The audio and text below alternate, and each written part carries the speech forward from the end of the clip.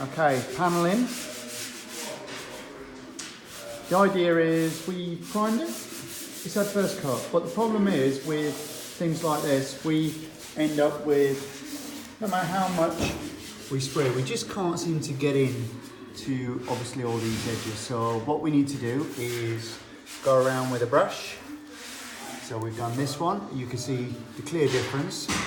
So you go around and do, obviously, all the way inside the panel, but what's going to happen is you're going to end up with paint bleeding over this edge and this edge. So you're going to need to get a wet rag and wipe off the excess. Do not leave the excess on.